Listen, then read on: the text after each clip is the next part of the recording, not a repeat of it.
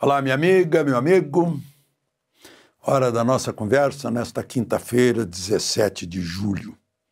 Em 2007, está fazendo 18 anos hoje, o TAM 3064, que vinha de Porto Alegre, não parou na pista de Congonhas, saiu da pista e foi tomado pelo fogo. 299 mortos, eu diria 300, porque tinha um bebê no ventre de uma mãe. E isto é uma gravação, eu estou pousando em Congonhas nesta quinta-feira, pela TAM. Espero chegar bem. Vamos então aos assuntos de hoje.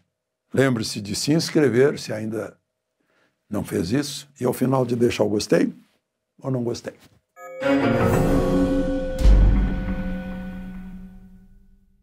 Pois é, os seguidores de Lula e o próprio PT estão satisfeitos com a pesquisa Atlas Intel. Não teve muita diferença, mas, enfim, Lula não continuou caindo. Deu uma paradinha, indo para trás um pouquinho. Depois de toda essa falação de briga com Trump, foi a consequência. Só para a gente lembrar, a desaprovação de Lula, que era de 51,8% em junho, agora é de 50,3%, mas ele está mais desaprovado que aprovado. A aprovação está em 49,7% e a reprovação 50,3%. A avaliação do governo Lula está em 49,4% de ruim e péssimo. Em junho era 51%. Mesmo assim, né, o ruim e péssimo de 49,4% está bem maior que o ótimo e bom somados, que dá 43,4%. O 36,8% dos entrevistados se disseram a favor da tarifa de Trump. 62,2% contra. Né? Óbvio que pode afetar numa reação em cadeia, não apenas as empresas que exportam para os Estados Unidos, como seus empregados. Eu estou vendo agora no Paraná a Pine, como é o nome da empresa? Braskem. Ela produz, beneficia madeira de pinho e vende sob forma de molduras para os Estados Unidos, e deve ser a moldura, aquela moldura que os americanos querem. Vai dar férias coletivas para 700 funcionários. Ela tem 1.200 funcionários lá em Jaguariava. Eu já tinha falado aqui da Philco, da Zona Franca de Manaus, né, que demitiu 800 ou 900, por causa da queda na venda de televisores. É uma mudança do mercado, né? Bom, voltemos a Atlas Intel. Os que pensam que foi a ação de Lula nos BRICS que provocou isso, 40,9%. Os que pensam que foi a ação do Eduardo Bolsonaro com Trump, 36,9%. Os que têm percepção de que foi uma reação ao Supremo, 16,9%. E os que acham que foi uma ação puramente comercial, 3,5%. Né? Que a ação de Trump seria uma ameaça à soberania, né? A percepção é de 50,3%. 47,8% acham que não está ameaçando soberania coisa nenhuma. Bom, eu vi um aviso do Departamento de Estado.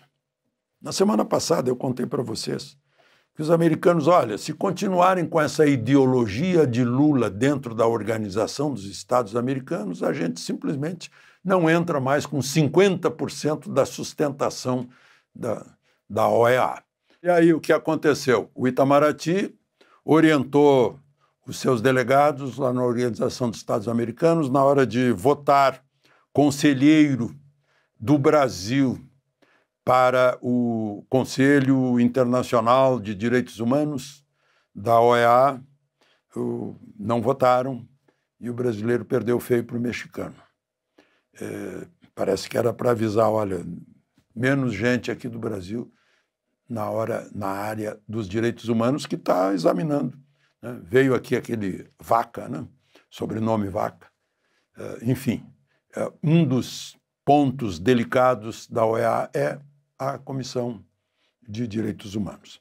Bom, mas eu queria dizer para vocês que eu confesso que tive uma percepção errada da vontade de Moraes, né, na questão do IOF, que anteontem eu falei para vocês que ele certamente iria ficar ao lado do Congresso, porque ele reconhecia que o aumento da alíquota do IOF era para arrecadar, e esse não é o objetivo do IOF.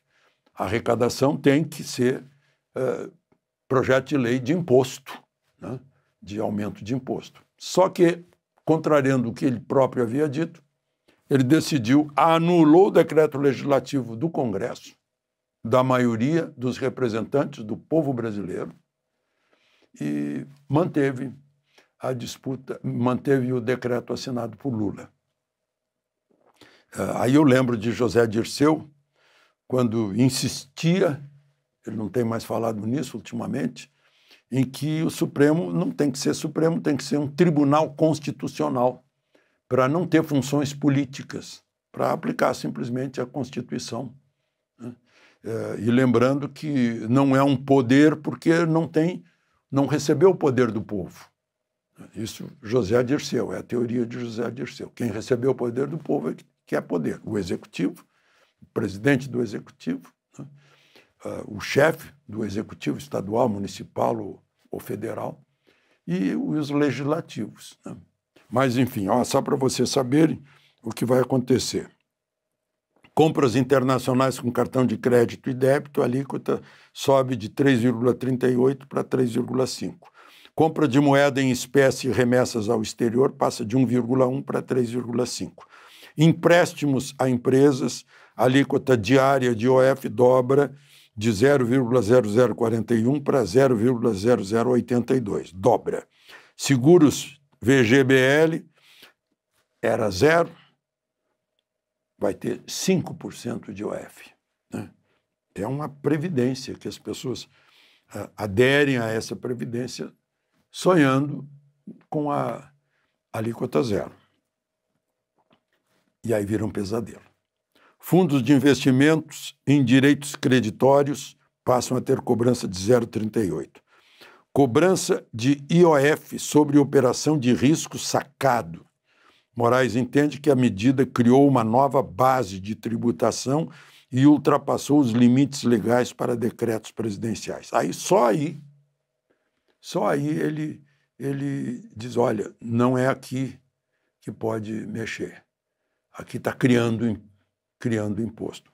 Mas lá no VGBL, por exemplo, acho que está criando imposto. Mas, enfim, o governo está querendo arrecadar até o fim do ano, tirar do pagador de impostos, do trabalhador, do que tem suor e desgaste, 10 bilhões, mais ou menos, até o fim do ano. Bom, uma outra questão, né, a propósito. A Veja está divulgando que o cartão corporativo do presidente Lula, neste mandato, até 30 de abril, já passou de 55 milhões, citando como fonte o Tribunal de Contas da União. Mais exatamente, 55.497.145,48. Eu outro dia falei aqui que um amigo meu, cujo pai usava essa marca de sapato, identificou a marca de sapato de Lula na entrevista que ele estava dando no Palácio Alvorada para a Globo, e seria um sapato Churches, inglês. Aí eu fui ver o preço aqui no Brasil, a gente paga por ele R$ 12.721. E perguntei, puxa, será que está no cartão corporativo? Não. Aí a gente está vendo que o cartão corporativo está grande. Por fim, só Toda hora se fala em desarmamento, desarmamento. Os jornalistas detestam gente que tenha arma em casa para defender o lar, a família, né? É o que a gente vê nos jornais. E aí eu vejo que lá na Rocinha, as autoridades acham que tem 1.500 fuzis.